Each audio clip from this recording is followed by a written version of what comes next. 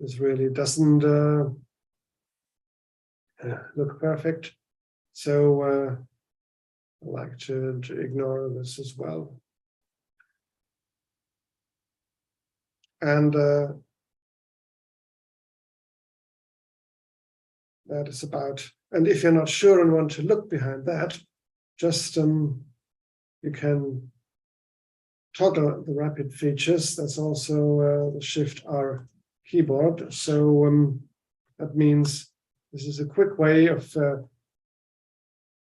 just hiding this layer so that you can see, is there really something behind there? And I can't really recognize a building because most of the buildings here have a very clearly visible shadow, and I think this is most definitely not a building here at this place.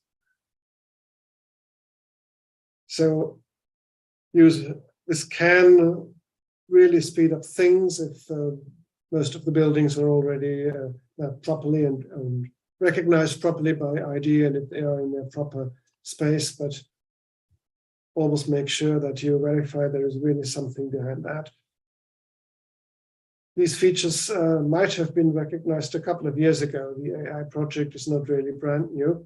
I'm not sure how often they go over their databases, and many places a few years may mean that there has been some considerable construction activity there.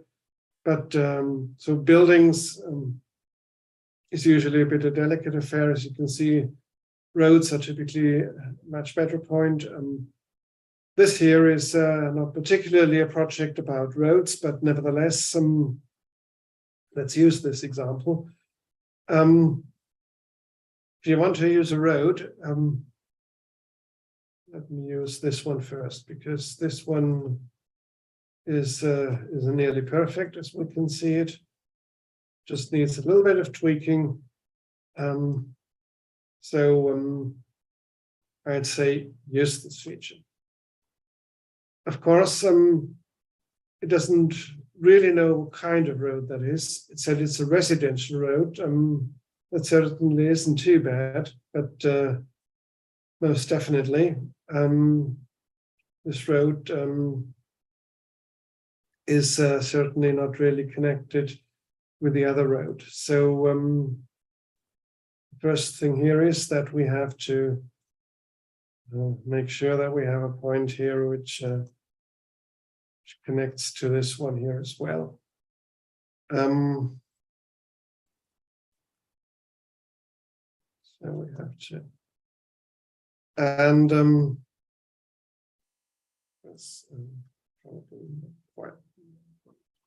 so next thing is we have to make sure that it doesn't run into this building. So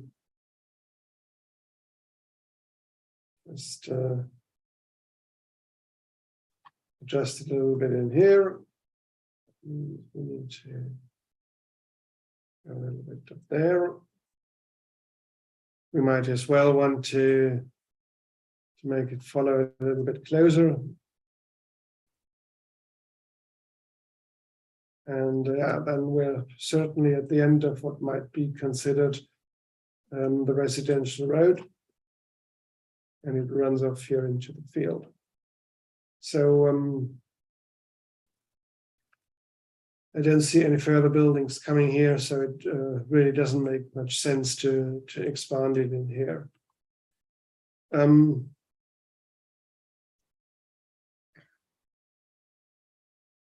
Pretty similar stuff in here as well. We need to, we need to connect it a little bit in here. And as always, it's a good idea maybe to extend it a little bit further across the boundary of the task so that others might be able to follow that. And I'd like to say that the main road is certainly down here. And these features below should be ignored. So, and again, it's tagged as a residential road, but certainly isn't too bad in here. So that is some, and of course, in the end, don't forget to save your work. This here is quite good in terms of road detection and classification. This is usually not always the case. So got few examples in here.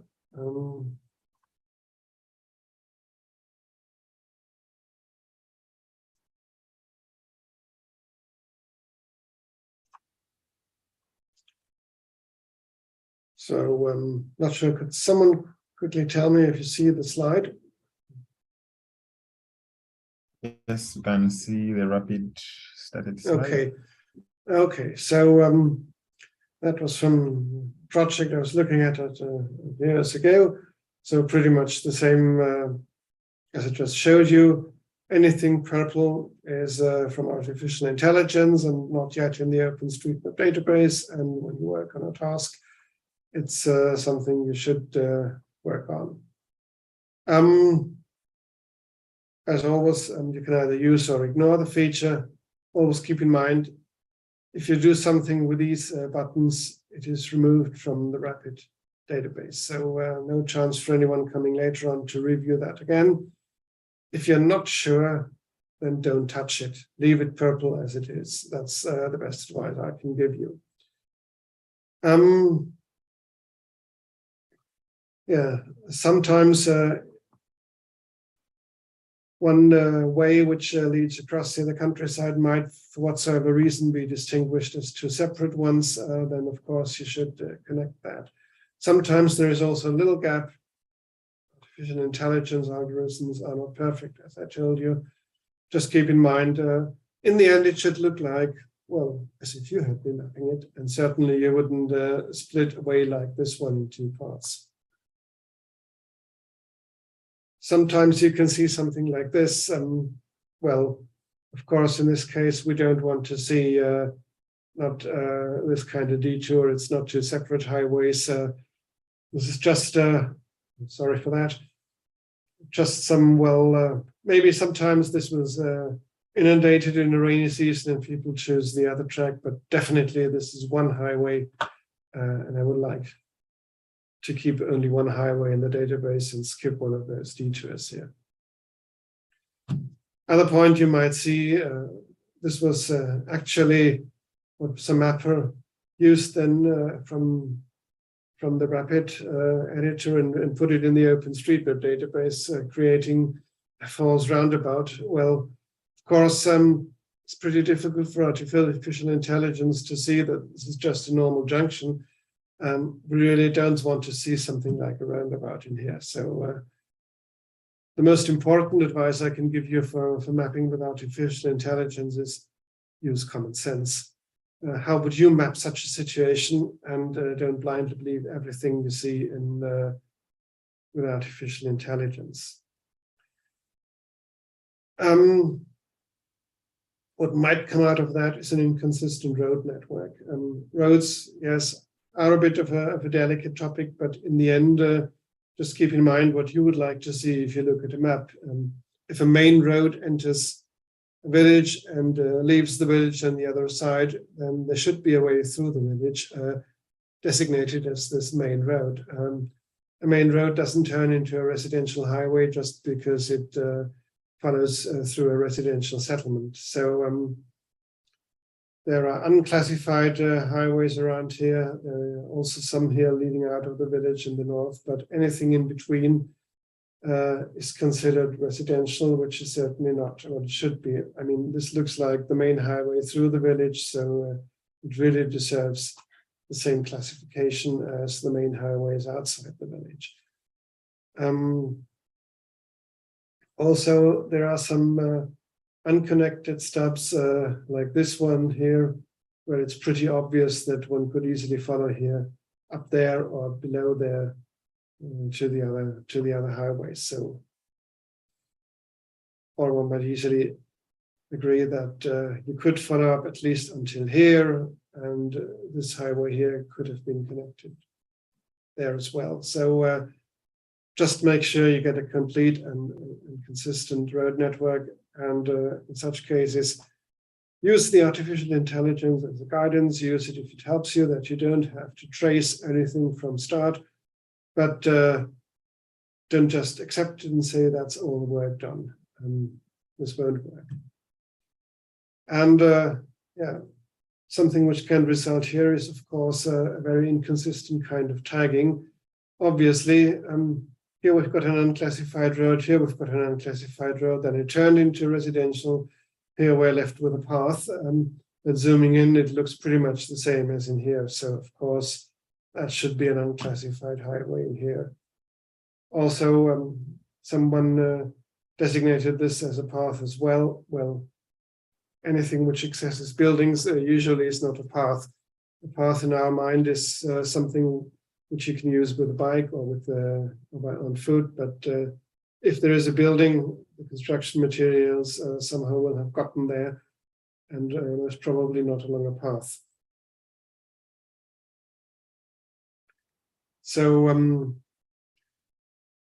these were a few thoughts I had in mind. There is quite a good documentation about this map with AI thing. Just think of the right window now. And that would be, yes, so first of all, there is a map with AI page. It's simply called mapwith.ai. Has been set up by the people who created these artificial intelligence layers. It provides access, well, to our tasking manager so that you could use it in projects from the humanitarian Openstreetmap team. If you click on that, it shoots up a standalone version of Editor, where you can, well, as usual, move to any place in the world where you would want to map, just as you can do with ID, and get all the imagery and get all the buildings and road layers. As you can see, those buildings here were from a previous state, and now there has been a huge building over there. So yeah, use common sense. They also provide access to a few resources.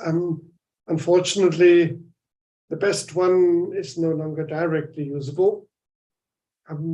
Facebook has a GitHub page here, and just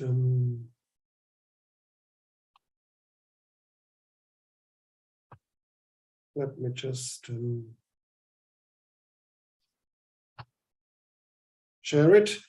The downside is that currently all the images are gone, and this website here, it is really only usable with the images. So thanks to the Wayback Machine, we can get to the rescue. And I also notified the Facebook team that they have an issue with their main site there.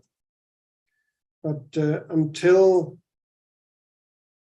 this will be resolved, I'd recommend using a screenshot from 2019, because as you can see, here you've got all the images, and it is a quite good walkthrough, even with animated images, which exactly tells you what you should do with these layers, how you can fix a couple of issues, what you should keep your eye out on.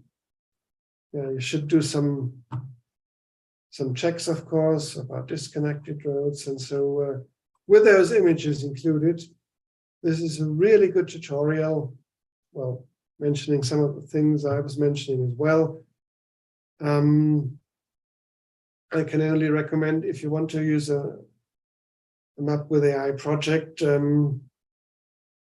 go through this document. It's not arbitrarily long, it's manageable, but it's really something helpful, and it is what it says. It's a self-service training document, and yeah, at least with a second link, you can use it right now, and let's hope Facebook will get the images back to its main site as well. So yeah, of course, accessing it from HOTS Tasking Manager, you'll see this was still the previous version of the Tasking Manager, but anyways, I showed you it's not a big deal using it from the current version as well. Yeah, that was pretty much what I could tell you about that. I didn't get any notification. Do we have any open issues, questions, or anything like? Jeffrey and Walter, did you notice anything? Just have to get oriented.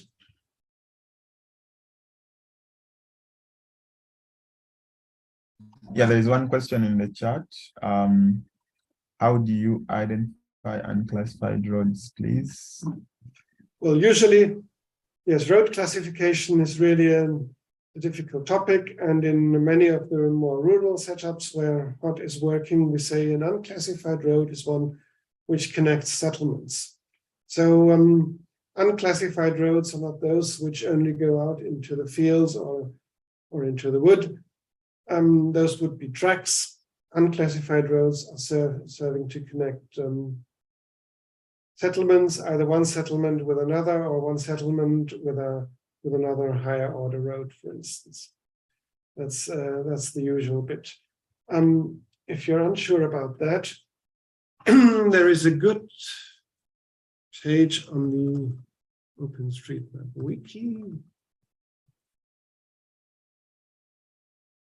which we often refer to. Well, first of all, you should refer, if you're working on a HOT Tasking Manager project, you should always refer to the instructions. Hopefully they tell you how to classify roads. But there is a page which is something like, well, Highway Tag Africa, exactly, that's what I'm looking for, which is something we often reference.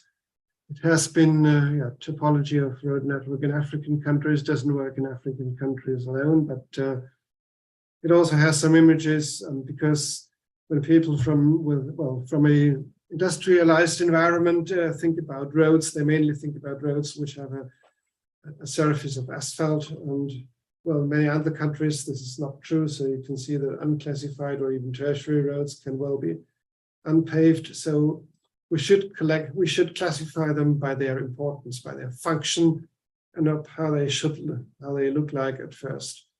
And yes, so paths are anything not passable for a vehicle with 4 wheels, and track roads is for agriculture and forestry areas only, as I said. And yes, within a settlement with a residential road, and then the unclassified road would be next. The Highway Tag Africa here in the Openstreetmap wiki is maybe quite a good guideline.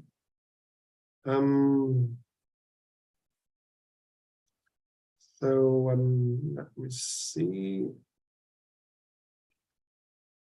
Yeah, and there is a hand from Olasunkami Oladejo. Oladejo, you can go ahead and ask your question.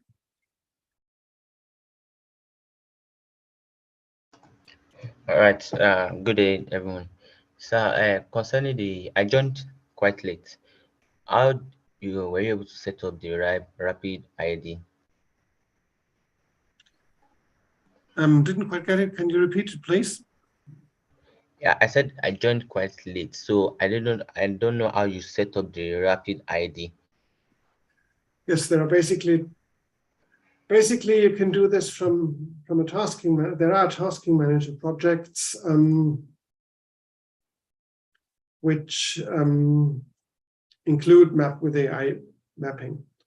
You can, for instance, search them. If you look for map with AI, you'll find a couple of them. And if you access such a project and say contribute in the usual way, and then want to map a task, you just have to make sure that you select the Rapid editor, and then you are where I am. So the Rapid editor will always be started in a new tab, and then you are inside this Rapid editor. The other option is if you just want to look outside of Tasking Manager projects, there is the mapwith.ai website, which offers you to start a standalone Rapid editor, and then basically you end up, well, just like this one as well, and then you could, of course, move to any place you'd like to map as with a normal ID editor. But it's also integrated in the Tasking Manager. All right. Though, so with the look of things, Rapid ID is more like AI tools, right? Well, Rapid ID is a clone of the ID editor. It includes artificial intelligence layers, which are the ones here in purple, and they can be toggled with this shortcut Shift-R. And yeah, then once you want to deal with one of it, you click on it, and then you can either use it or ignore it. In both cases, it will be deleted from the AI database, so it will not appear again if you revisit this place. So be careful if you don't want to do anything with it. So for instance, this one here is, of course, something which I delete because simply this is spurious. And this has nothing to do with the current situation, so you would ignore this feature and it's gone. This would be something to work with, but you'd have to adjust the shape because it really doesn't match properly what we see in here. And same goes for some of these here. So that's basically how you do that. Always keep in mind, artificial intelligence is not perfect. You have to manually take care of it. So concerning those other buildings that the nodes are not drawn on, we have to map them manually, right? No, if you really want to accept one thing, it'll turn into something real. So let's see. If I say I'll use this feature, then it converts it into a real building on this layer. And then I can do whatever I can usually do. I can move it so that it's there, and then I'd like to, well, of course, go over the corners. But that is something you'd always do. Okay, now it looks much better. You have to tweak it a little bit more. I'll do that later on. But as soon as you say you accept it, it turns into a normal feature. And same, of course, goes for the roads. And you might have to revisit the road classification, of course, but then it's a normal building on that layer, and yeah, waits to be saved. So yes, and the purple ones are just from this artificial AI layer, and you still have to select if you want to do something with them. So again, this is certainly something to be scrapped. This is something you can work with. Other times they are way better suited for use. It'll depend on where you look at. This one here certainly isn't too bad. Just a little bit of shifting and then you should be done.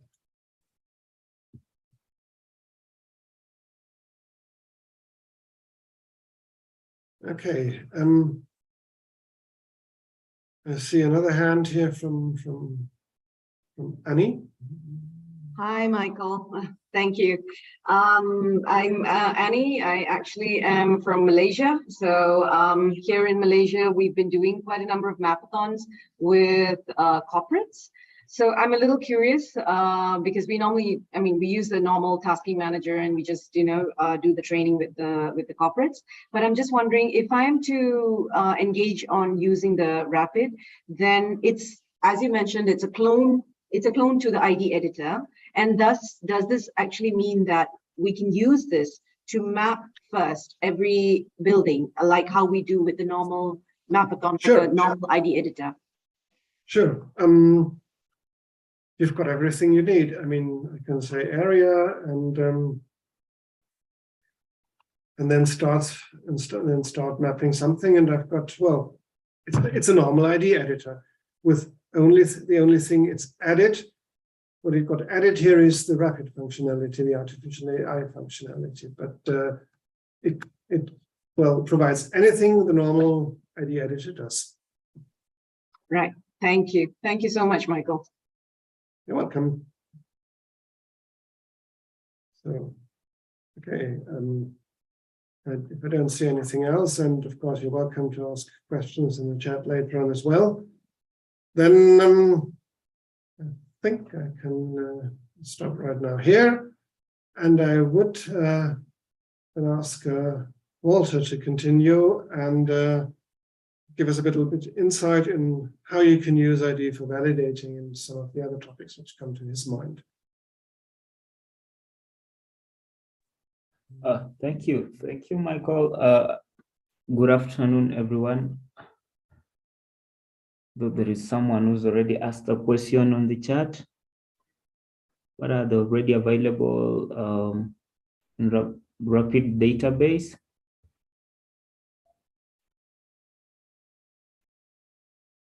I'm not sure about the question. Did he mean like what? I think I think it is meant geographically. So I mean, if that is the case, I think rapid has been used on large parts of the world. I've seen it in many parts of Asia and Africa. Or I must admit, I didn't have a look whether they were touching Europe as well, but it's not just a few single spots. I think these activities have been going on for a few years now, and the Microsoft and Facebook people have been pretty active there. So chances are high that you will find it. But as I said, start the rapid instance from this mapwith.ai page and just scroll to the area of the world you're interested in, and then zoom in, and you'll easily see if there are any of those purple layers. And just to add on, I think Microsoft, Microsoft released quite a lot of data for AI data for Africa, for literally. So it's just about the people who create projects on Tasking Manager to embed the entire AI data into the Tasking Manager so that you can map with that. And again, the most features generated are roads and buildings, if that is also what you wanted to know. Yeah, so thank you for the session again. So I'm going to walk us through the issue of validation using the ID editor. So let me just go ahead and share my screen.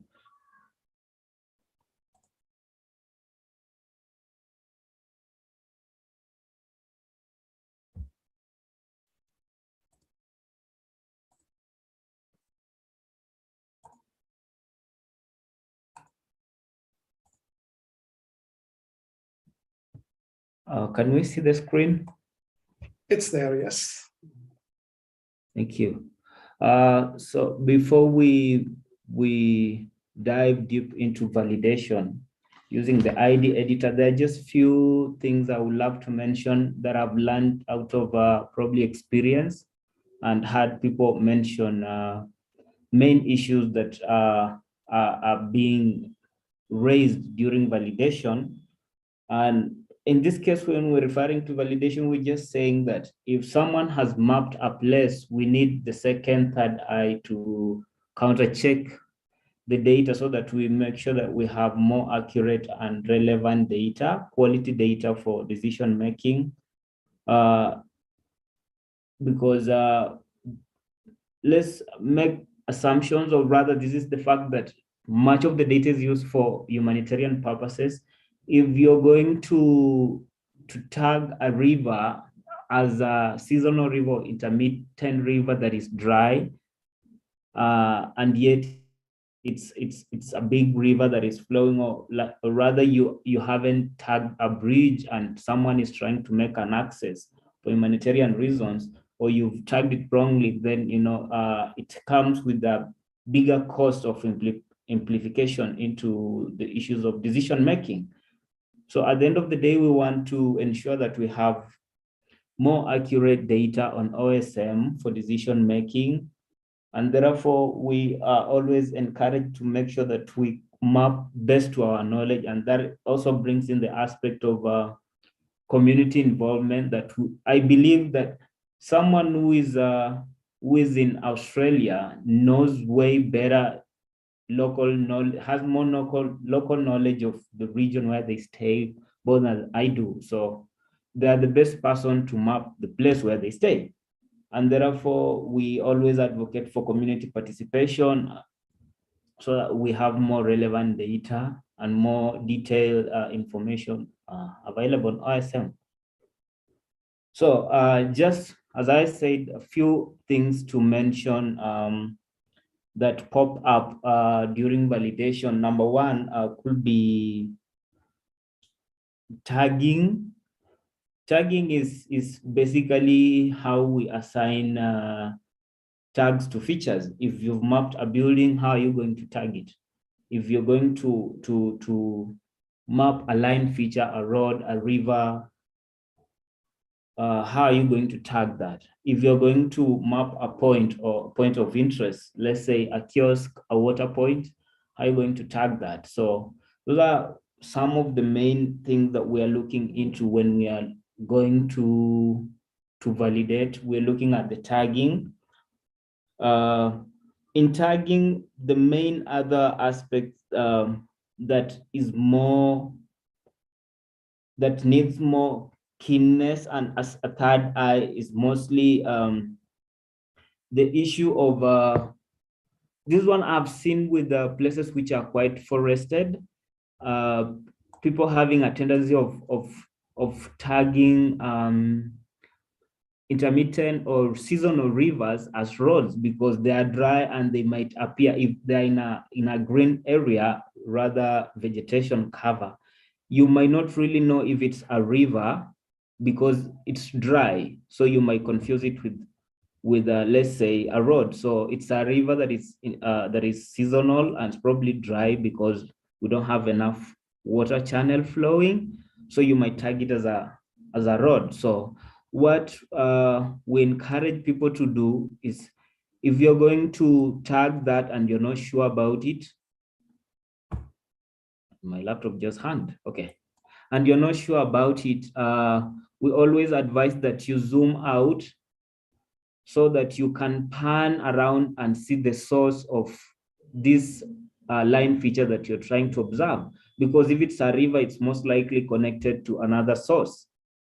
So if you trace it back into the next or adjacent task, you might notice if it's connected to another source of water, because a river cannot connect directly into a road. So then another issue that I also noticed, if you realize that most rivers have very sharp meanders, unlike roads. So roads have bends and corners, but their bends are not sometimes as sharp and as such as rivers. So if you take those few things into consideration, they will really help you when you're going to validate and tag, let's say, roads and rivers, mainly differentiating them.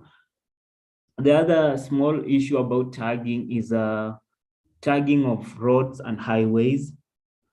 An aspect that we are referring to road hierarchy, where when you're going to tag a road, you don't want to tag roads and leave them hanging because they are not connected to any other place.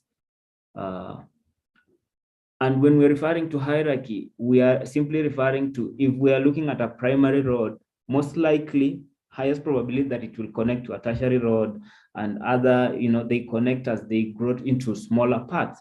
It doesn't necessarily mean that there's not a likelihood where we have a path connecting into a tertiary road, but from the path connecting into a tertiary road, where does it connect up to? So these are the main issues that we are looking at into when we are doing tagging of roads, just to make sure that we are having more quality data for decision making. So Another issue that I will probably mention when it comes to validation issues that we have been looking at is squaring of buildings.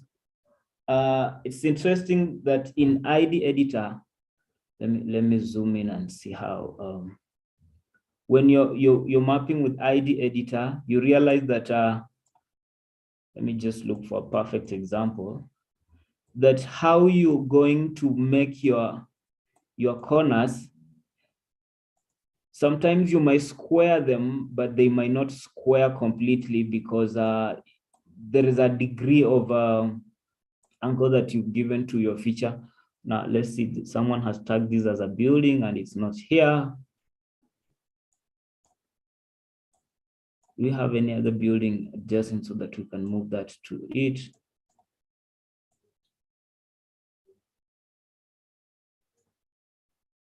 Because at the end of the day, we always say the best way is to validate or look into data qualities. We minimize deletion of features so that we are not deleting a lot of metadata that probably someone has collected. Because let's assume this feature has more data, like a number of levels and stuff, you know, height, addresses. You don't just simply go ahead and delete the feature. So if say you want to do away with a node, instead of deleting the entire feature, you could merge maybe the nodes or something like that. We really discourage deletion unless it's necessary. But for this case, I can't see any other building here that whoever drew the road intended to, whoever drew the building was looking at. But I could also just switch through the images to see if we have any other image which has building by, and there's no building with being aerial. Again, there's no building. So what I'm going to do is, because I can't see any building adjacent to this one, I can comfortably delete it. But what I was referring to squaring of features is I'm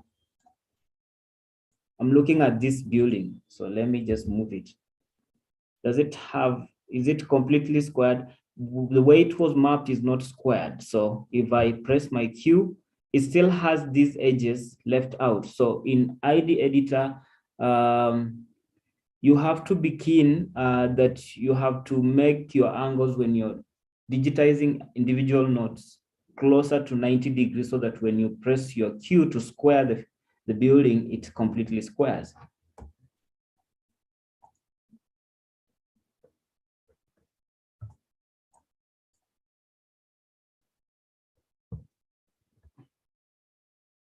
So if I do this and square,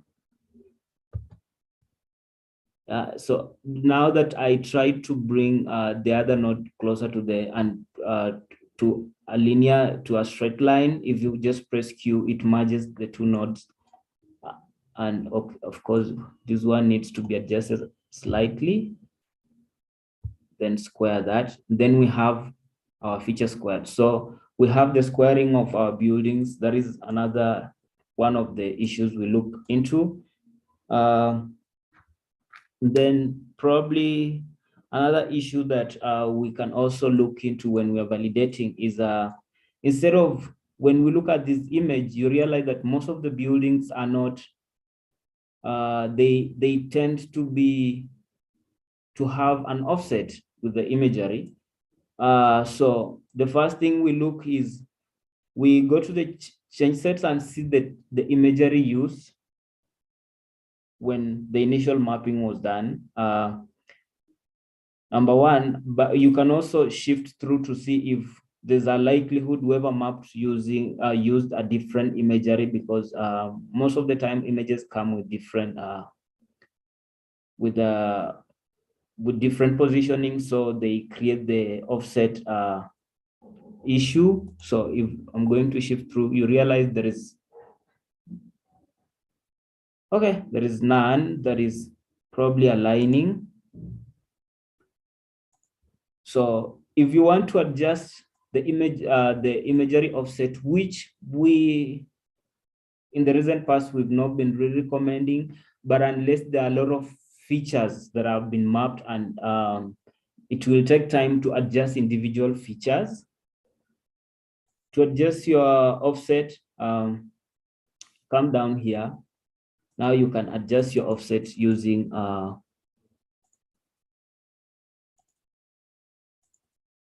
this.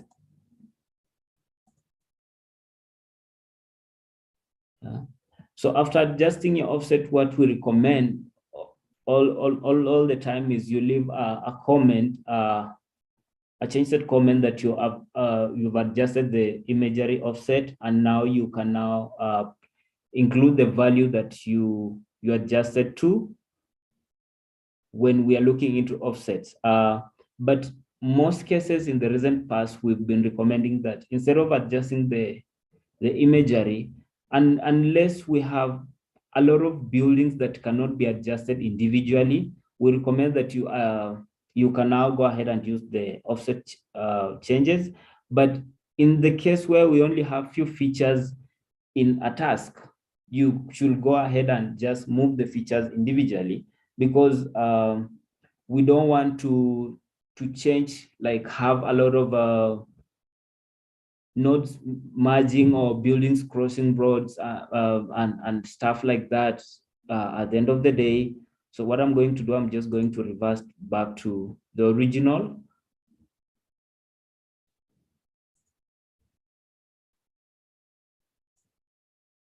Again, when you're using ID editor, remember to zoom in so that you see all features, because if you zoom out, you might not see OSM layer features that have been mapped. So those are the main issues that we are looking into when we are looking up to validation of data on OSM using ID editor. And something that I have to mention, that we have few plugins that have been embedded onto the ID editor that we use to generally check the issues within the area that you've loaded for your mapping. So these main issues, they appear down here, but now to go to activate so that you can like run through the validation process, there are few of the plugins here that we are going to activate. The open data, OSM data is this one. If you deactivate now, you realize that you don't have your data, and the shortcut for that is Alt-W. If you want to observe the image without any OSM layer embedded on it. But some of the most common plugins that we use are the keep right issues, and I of course I love Osmos issues. Improve OSM are mostly used for roads, and the Osmos issues have pretty interesting, a long list of things that they can run validation for you. And this one includes missing tags, broken highways, offer nodes which are not attached to any feature, like and include also, that might also include untagged nodes, overlapping buildings and overlapping features. Invalid polygons. Invalid polygons is some of these things that I just mentioned them quickly. Invalid polygons. Invalid polygons is sometimes you might draw something like this. I'm assuming this is a building. Then you want to cross back like that. Like that.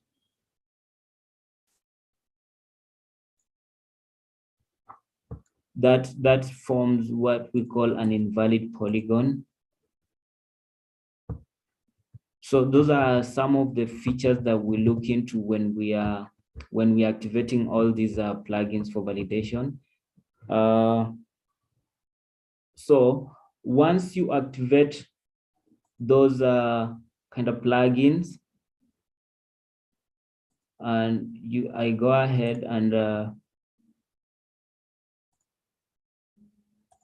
issues and just activate everywhere, it's going to generate for me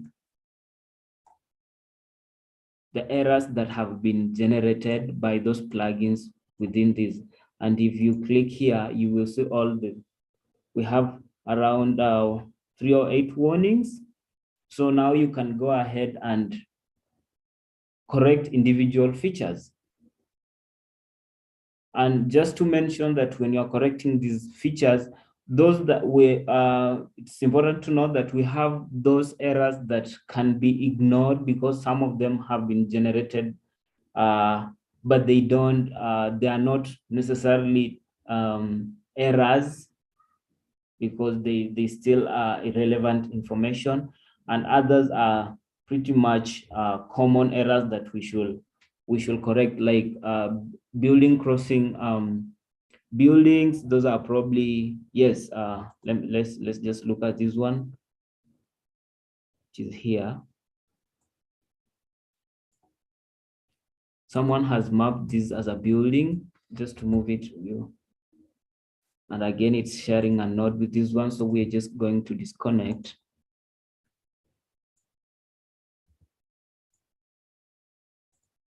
This is a wall, not a road.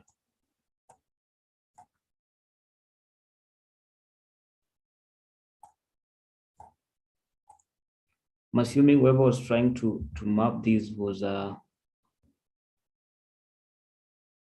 I'm going to adjust them individually.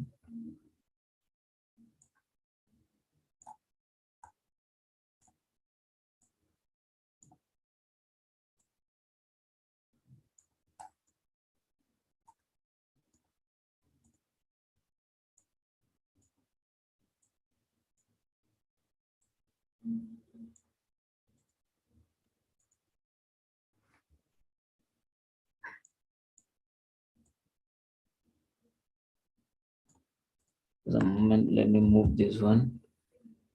Again, it has shared nodes. We disconnect.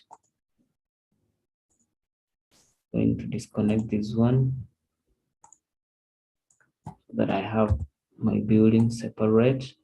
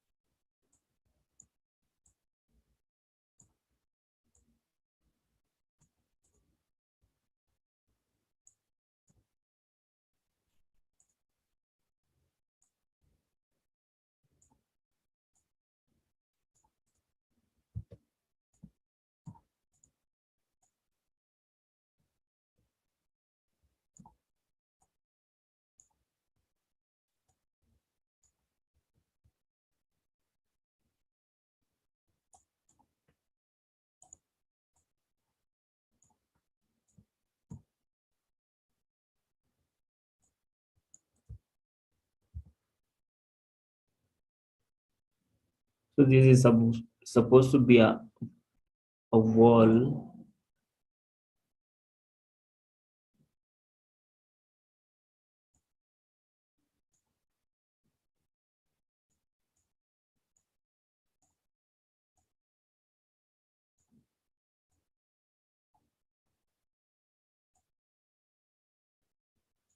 Certain about this.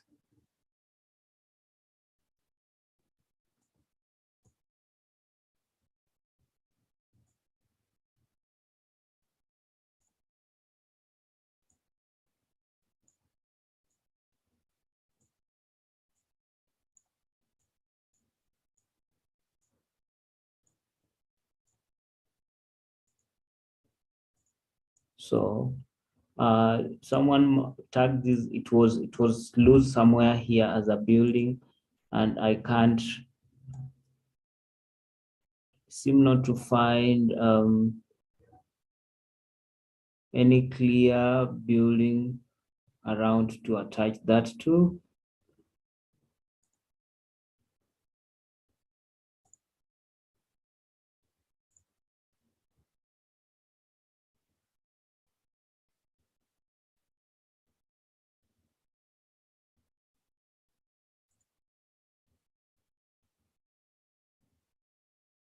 So what I'm going to do is I'm going to do away with that building because there's no building that is attached to that. So that is how I've gone ahead and worked on that error just to ensure that I'm correcting it. I'm just selecting randomly.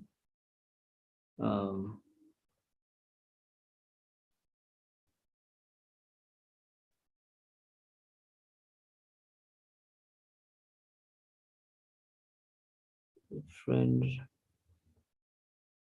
crossing building. Let's see. So these are residential road that is crossing buildings. What I'm going to do is I'm going to adjust. And most of the time to adjust this well, I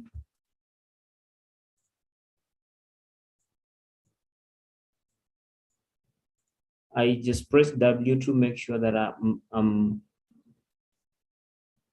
can have a clear comparison between the image without a dense OSM interface, so that I can map my features clearly.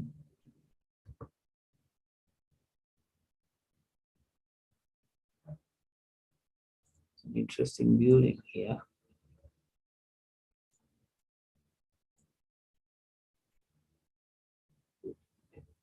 Should I map this as a single building? Anyone?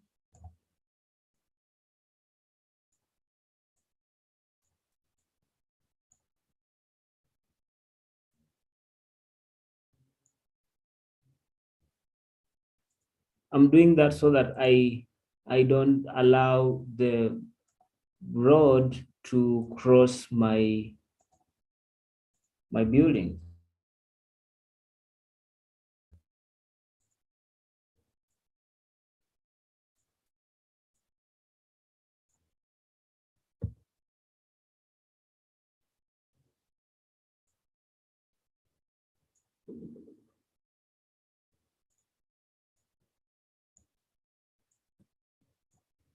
I've seen a building here. I'm just going to map it.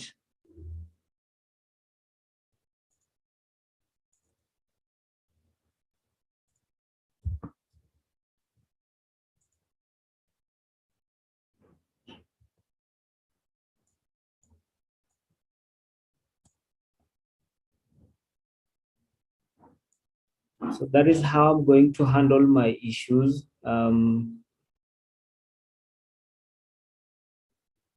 Looking for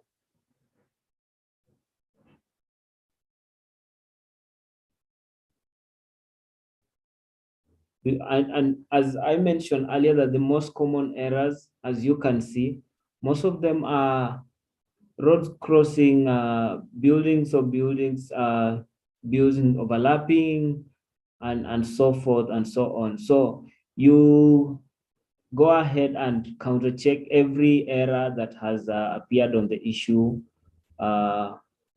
list and just correct each of them. And most of the time after doing your corrections, you come to upload, you can add a change set. Can add another one. Edited building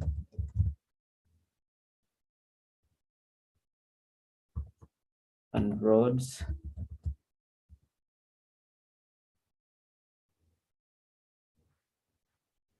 Then you can go ahead and upload your work.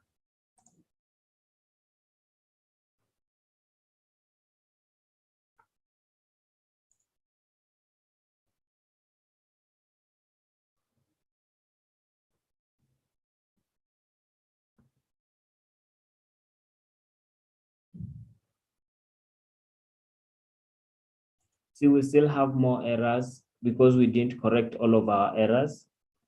So again, if you're not sure of the error you're trying to correct, we always recommend that we are not sure who mapped the data feature. So you don't always have to, if you're not sure about it, you leave it for the next person to come and correct it. Something I should also probably mention in validation, something how we map model, assuming let's just get this building has use. Let me see. Swimming pool with this school building, looking for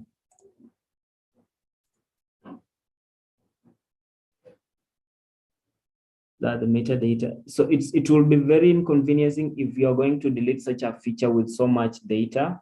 And that's why I was saying, before you even delete a mapped feature, it's always important that you counter check if it has any tags attached to it. And what I wanted to mention is how we most likely add tags onto a feature. Here we have this mapped as a building. And what I can only see here is I can see this as a building here.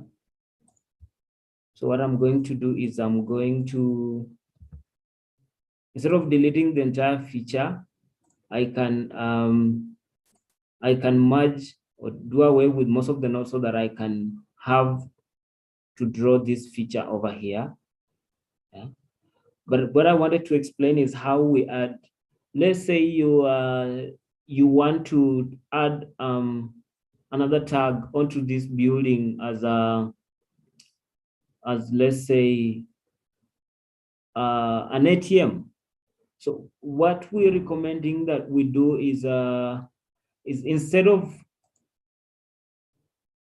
modifying the entire of these, because we have these different usage for buildings, mostly in urban places, you realize that a building might have an ATM, it might have a clinic, a pharmacy, it might have a studio on the same building. So we are recommending that you can go ahead and add a tag, then you leave the building as such, then you can add your tag here instead of adding on the building, because so that you have a building, then you have your tag for a chemist. You can add other features that you're certain about the building, or rather using other sources you're sure about, you go ahead and add that. Yep. You see another thing that I missed in validation? Yeah, that is pretty much about validation using ID editor. So yes, please, anyone with any concerns, any questions, go ahead and raise them.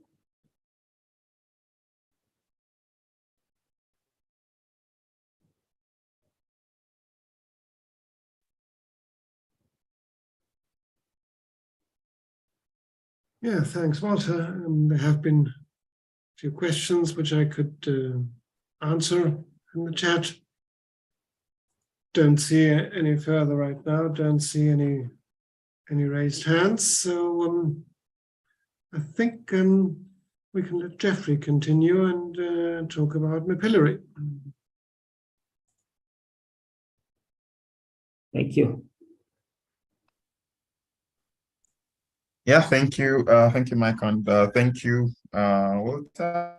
So I'm just going to go ahead and share my screen and walk us through how to edit Openstreetmap with Mapillary.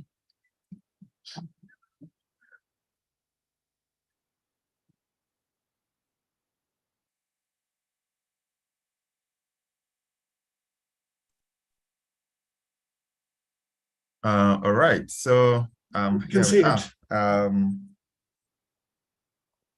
Thank you. So yeah, Mapillary is one of the layers we have in Openstreetmap that really helps us to edit. Normally we edit using satellite imagery, but also we have other layers that are available where I can use street view imagery, which helps us to have come closer to the area that we are mapping and help us to map out actually more detail that we can not see from aerial imagery or satellite imagery. So I'm just going to show us how that works. And I'm going to zoom into a place in Uganda where I'm based. So I'm going to zoom into this place called Masindi, which is a town in the western part of the country. And I'll see what I have available in terms of Mapillary. So yeah, I've zoomed in here and I'm already logged in. What I will do now is to go to the edit mode. So I'm going to edit with ID so that I load my ID editor. Okay, so now my ID editor is loaded. And I have already access to the satellite imagery here, and I can also see my map data. And basically what I want to do now is to also check, yeah, I can use to edit. So the way to activate that is to go to, yeah, to this layer here, to this menu, which is map data. And as what I was showing us, you can already see Openstreetmap data there. It's already checked here, meaning that it is visible on the map, but we have other options. And one of the other options we have is photo overlays. In photo overlays, we have Bing Street Side, we have Mapillary, we have Carter View. So that are the different options that we have. I'm good. You are very hard, mister. Can you go slow? Yes, Emmanuel? Can you go slowly? Okay. Yeah. All right, sure. Okay. All right. Yeah, I'll go a little more slowly. Okay. So like I was saying, I'll just repeat this. What I want to do now, I have my satellite imagery, I have my Openstreetmap data, but I also want to see street view imagery that is available for editing on Openstreetmap. So what I'm going to do is go to my map data layer, and the shortcut is U if you love using shortcuts. And once I click on that, I'll see what data layers are available that I can do overlays. And you have Bing, you have Mapillary, you have Carter View. I'm going to choose Mapillary here.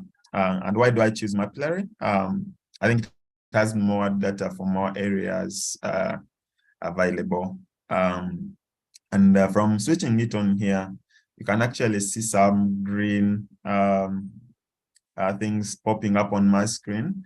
So those are actually images, and I'll just show you an example of how they look like. So if I come here and I click on one of them,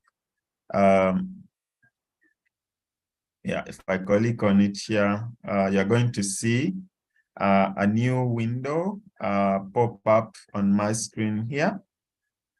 And actually, this is now the street view of how this place look like. So I can even pan it around and I can see how this area looks like. So actually, like, that's the benefit of Mapillary, because it takes you to the ground to see what the place actually looks like on the ground from a street view kind of angle, which allows you to see more detail.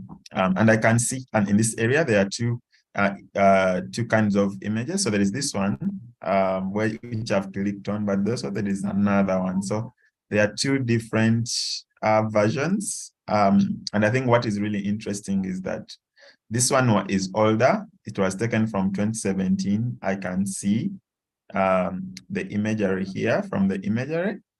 And then this one, and it's actually not 360. So you can know it's not 360 because this one is circular.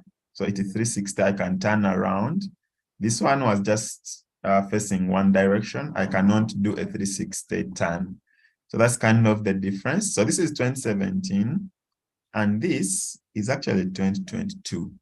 So I can see how this place was looking in 2017. I can also see now how it is looking like in 2022. So in 2017, like we saw in the previous imagery, this was a dirt road, a Maram road. But now in 2022, this place is newer.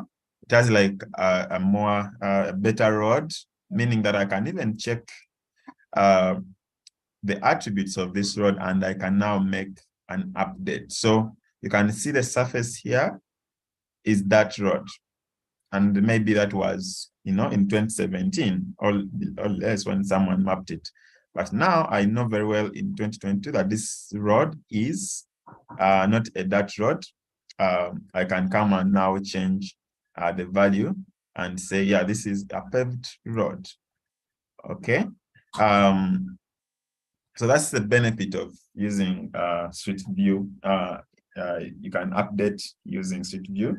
So some of the things you can actually update, you can, like I've done right now, you can update the road condition. That is one thing. You can always say whether it is paved or not paved.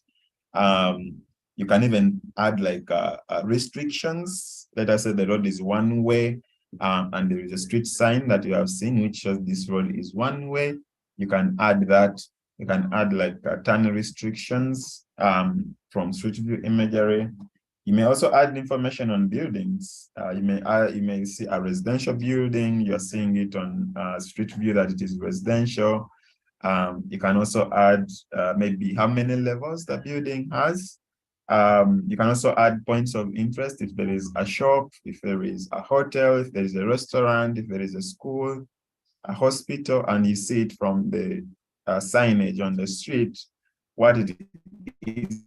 You can actually add those details. So it will be like you are actually on the ground and moving around. Because for a few examples of how to use Street View to do this. I've just shown us one example where I've updated the road condition of this road, and I've used my data source as Mapillary. Yeah, and I can move around and add more detail. But let's move on. I'm going to just try to move ahead, moving just in the same way maybe how this person was moving. So I'm going to use this arrow here to move. So as I click on it, you can see this is moving. So as I move on the map, I can just turn around and see if there are any other things I can actually add to the map. But what is more interesting is that there are other features that you can add to your layer, and these features have been detected automatically by Mapillary. So Mapillary detects map features, and also it detects traffic signs that you can add to the map. So if I click on this, I can see some now things popping up. So this is a utility pole, and if I click on it here, I can see where that is. So it is a power pole here that I can actually add to the map, and I've detected it from Mapillary. And there are very many of them. So how do I know which one is which? So is this one the one in my image, or how do I know which one I'm seeing in the image and it's detected on the map? So there is this yellow thing that you see on the map. So if I turn around my map, you can see also it is turning. So if I point in this pole, which has been detected here, yeah, you can see it right here. So that is a utility pole. It's right here. And I know it is the one because my yellow angle is actually facing right there. Okay. So if I want to add it to the map, I can just click on this, add it as a point. So add it as a point here, and then I can say utility pole. So I've just added the utility pole on my map, and I've got it from Mapillary data. Okay. There are some other things I can do. Yeah, and if you click where like the issue is, like yeah, like the data that has been detected. For example, this one here. Yeah, what is this? This is a pole. I can now move there on my map to see what that is. So there is an image which is very near to that pole, which has been detected. So if I click on that on my Mapillary, then I can see what that is, and then I can add it to the map. Okay. And you have to check because sometimes, yeah, there might be something which Mapillary has detected, but it's actually not correct. Yeah, I can see something very interesting here. There is a tank. So on the satellite imagery, I may actually think it is a building. But now that I have street view, I know this is a water tank, which is kind of on a tower. I can move closer to this, and then I can see this a bit more closely right there. So you can see our water tank, and this is actually pointing in it. So yeah, so we can now add this water tank. So I can actually add it as an area, and then I can add it as it should be tagged. Okay, so I'll square it as what I had advised. So I know it's an area, but this area is a tank. Yeah, so it's a water tank. And I've just mapped it, added it here.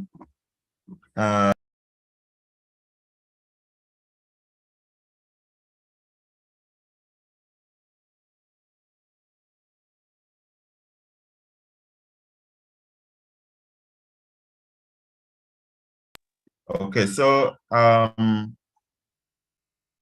yeah, I've just added a map, a tank here, and yeah, I've just improved my map. And there is something actually which is in the road here. I'll click on it to see what it is. It is school grounds, and it's actually also asking, yeah, this school grounds has a fix me request. So someone added the school right in the middle of the road and asked if this issue can be fixed. So if you see there's a fix me tag here, which says, please check the position of this node. So obviously this school is not in the middle of the road. We need to move it to the right location. If I move, if I zoom out, I can actually see there is also another node here, which is called Cavalega Secondary School. This node is also the one that has a fixed me tag, is also Cavalega Secondary School. So that means the school is actually here, not here. So I can also fix this issue because this is a duplicate tag. So I can delete this because it's a duplicate of this node. But I'll check first to see if this has any more details. So it has like a source. And if you check this one, it has, I think, a phone number. It also has the website. So maybe we need to copy some attributes, add them to the other one, and then delete one of these nodes. Yeah, and that's what I'm going to do. So I'm going to get the website from here. and the phone number and add it here. So I'll add the website and also the phone number and add it here. So I need to add that extra tag, which is phone number. So telephone.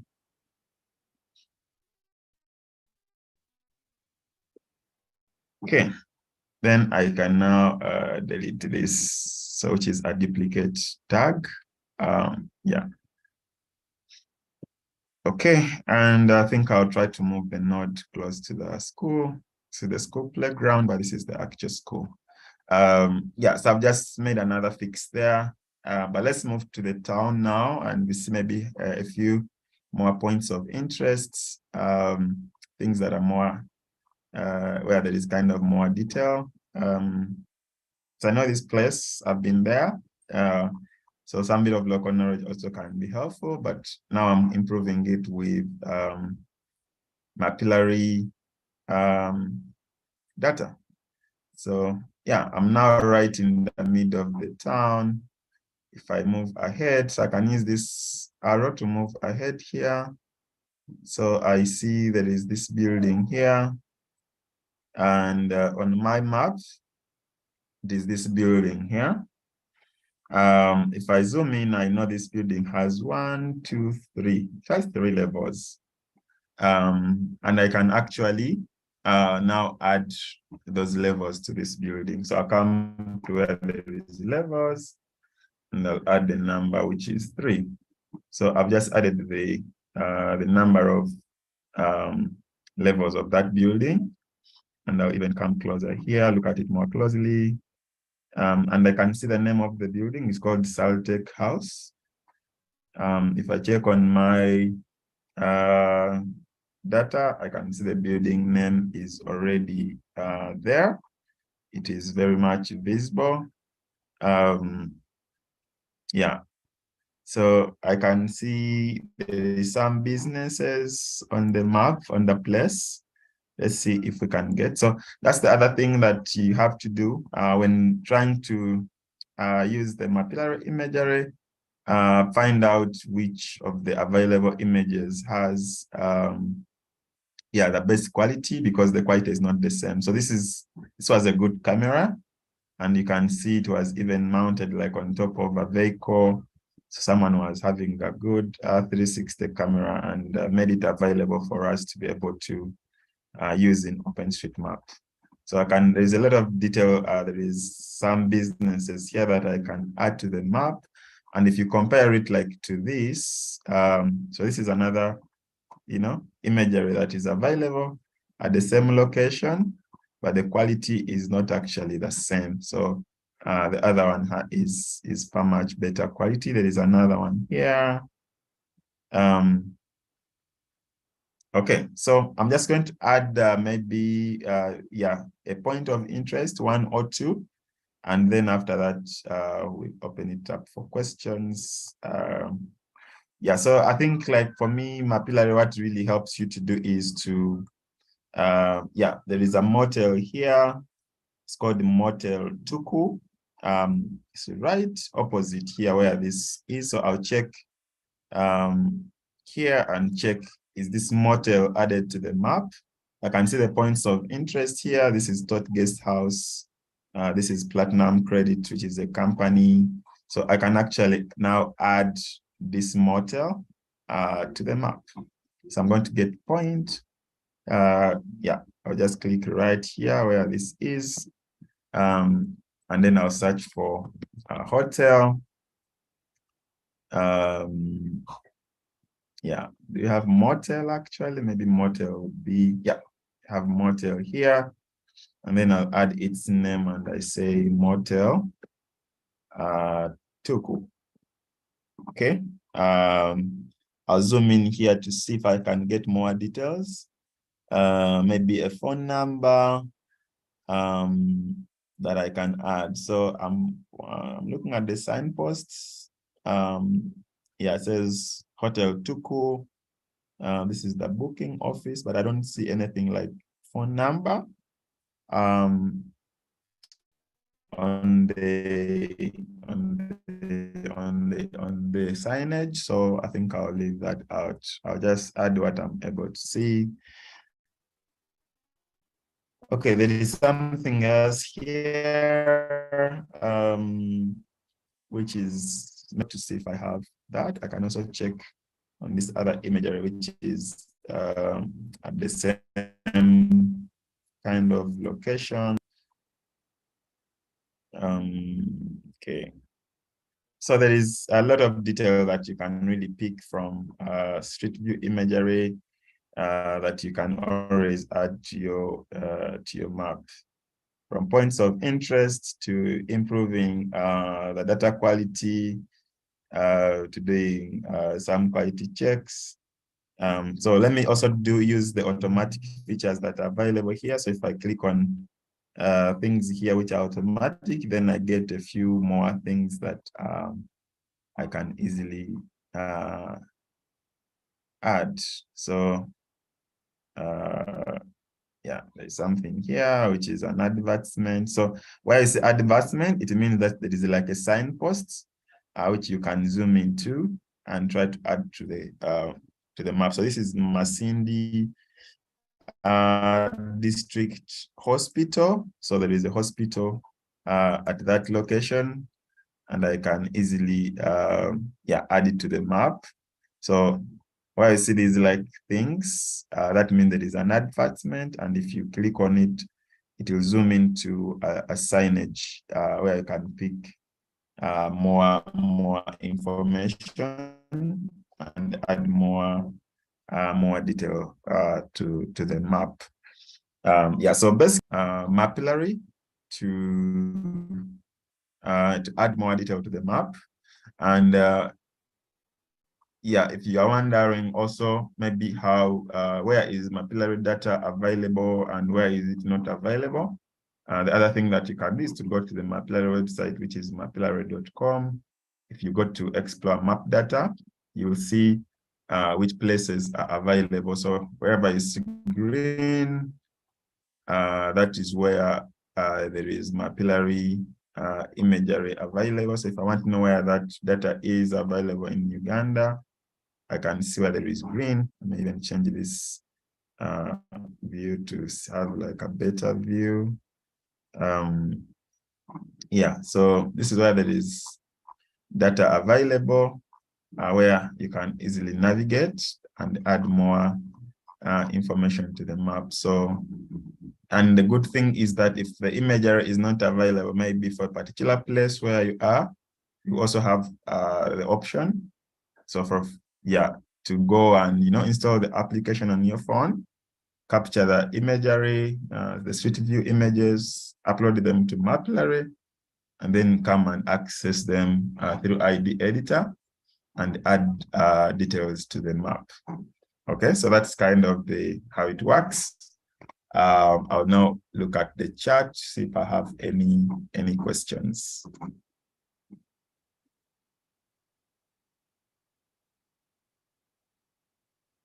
Yeah. Okay, so yes, Michael? Yeah, so thanks, Jeffrey, first of all. And yes, there was one question about how to install it. I just mentioned that it's accessible simply here from this tab. And the question of how were you able to create electric post point from the map features of Mapillary images? How are you able to create electric post point from the map features of Mapillary images? So yeah, that's a good question. So Mapillary helps me to detect. So for example, it has detected this the thing here, which is a utility pole.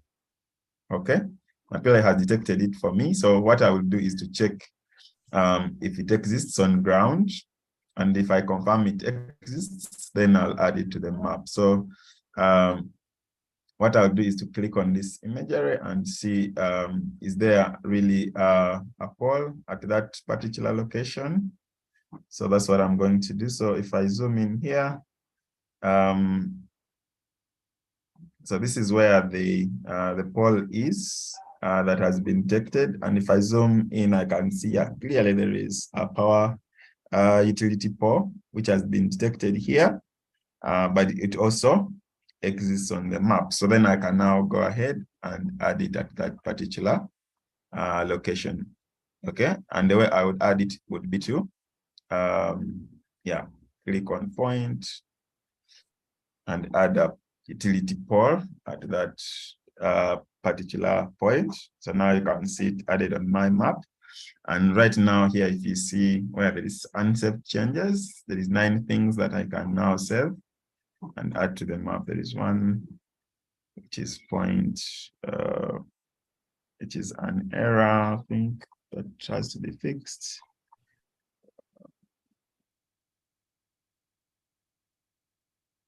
Maybe I'm not the one who added this, so I'll delete it. So yeah, that's how you kind of add something like Mapillary helps you to detect it, but then you have to add it yourself to the map so that you can now add it to OpenStreetMap.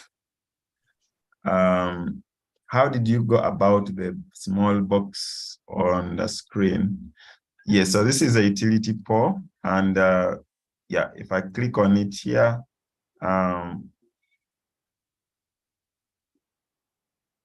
yeah, it just, I think, it just helps you to identify what it is. Like when I noticed the one that is highlighted, and it's telling me this is a utility pole, but now I have to use my, I'm turning out around my camera from the 60th street view so that it is pointing right at this street pole, at this pole.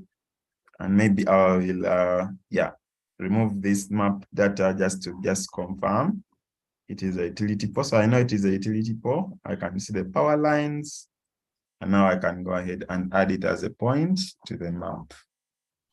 I hope that answers your question on Ladejo. Actually, yes, Michael. not really. I like, for instance, I'm trying to get it done on at my own end over here, though I've loaded my ID editor, but the rectangle box that is showing the features over here for validation is not This popping one up. here? Yeah. Okay. All right. I will show you how to add this. So how to add this. So this is what you would be having. Let me see. Yeah, this is what you would be having before loading the Mapillary data. Okay. So to load your Mapillary images, you go to this menu here. So that is where there is map data. You click on it, and then you come where there is photo overlays. Photo overlays. So when you go to photo overlays, then you switch it on. Switch on Mapillary, and then it will show you these images that are available.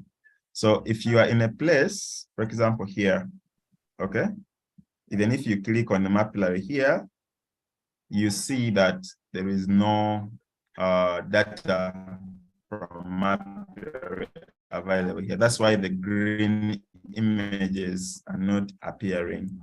They will only appear where Mapillary data has been. I want to know where Mapillary images have been captured. Uganda, I can see there is images in Kampala, in Masaka.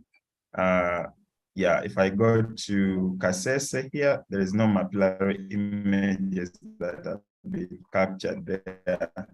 So even if I want to use Mapillary here, I can't use it because there isn't Mapillary images here. So you have to go actually where you see, Mapillary images have been captured, then you try to use them to edit in OpenStreetMap. But like I mentioned, if the imagery is not available, you can also actually capture it yourself. So you just have to download the Mapillary app on your phone, then move around capture Imagery, and then upload it to Mapillary, and then you'll access it either via ID editor or JOSM for editing in Openstreetmap.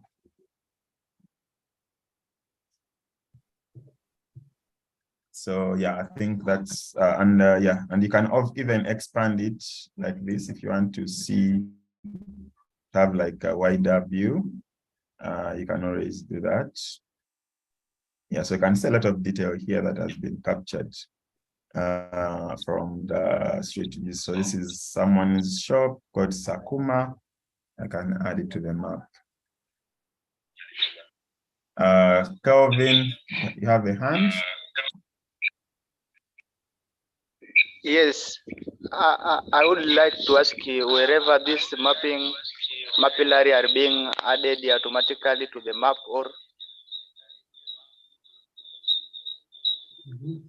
Yeah, Mapillary is a crowdsourcing platform. So actually it is people, volunteers, capture these images and then upload them to Mapillary. So if you want to contribute to Mapillary as well, you have to download the Mapillary app on your phone, and then move around and capture street view images on your phone, and then yeah, you can upload them to Mapillary. So it's not available everywhere. It's only available in areas where people have captured and uploaded data to Mapillary. But once it is uploaded to Mapillary, then it will be automatically accessible through ID editor for editing in just this, yeah, just like I've shown you. Okay, thank you. I got you. All right. I think back to you, Michael. Yeah, so I think that brings us to the end of the session here, but rest assured you will have further questions. So just to make sure that you're not alone, of course, we will answer further questions in the future as well. How can you reach us? Well, you can send an email to map-support@hotosm.org. Not exactly a 24/7 5-minute response time channel, but we will answer anything which comes in there. If you want to keep in touch with the training working group, well, just we also have an email address, training@hotosm.org. If you want to get maybe a little bit quicker support, you can also join HOT's Slack. Point your browser to slack.hotosm.org. You have to answer a few questions, and once you are connected to our Slack system, you will find yourself in the general channel, and there is also a dedicated Mapper support channel. If you browse the channels, you will also find one for tasking manager questions, and of course the training working group also has a channel there. If you want to know more about the humanitarian OpenStreetMap in general, well, there's a website, of course, as well, www.hotosm.org, where you can browse how to get involved, what other working groups there might be. And yeah, pretty sure I'll hear back from some of you again. We won't mind.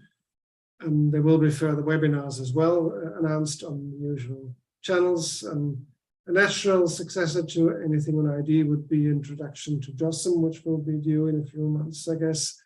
So just keep your eyes open, keep mapping, keep validating, of course, for the good cause. And yeah, thanks for being with us for these nearly 2 hours now. So enjoy the rest of your weekend if you can, and goodbye until another day.